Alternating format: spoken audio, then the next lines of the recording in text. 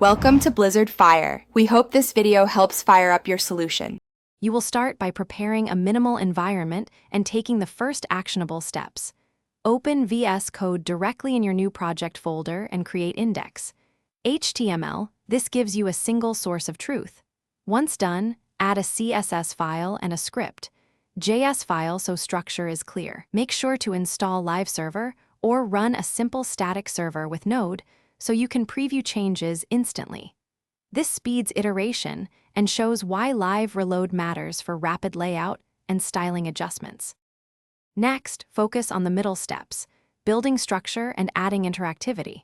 Start with semantic HTML elements to improve accessibility and SEO, and link your CSS and JS files so functionality is modular. Use CSS variables to maintain consistent theming and test layout in the browser. This helps isolate problems quickly.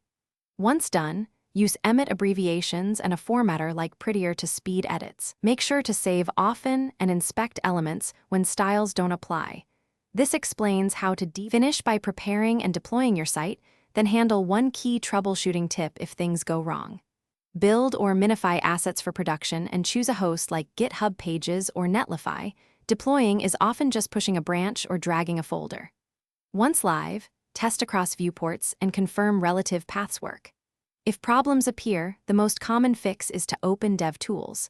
Check the console for errors, the network pane for missing files, and path case sensitivity. This single check resolves many deployment issues. Thanks for watching. If you found this helpful, don't forget to like and subscribe.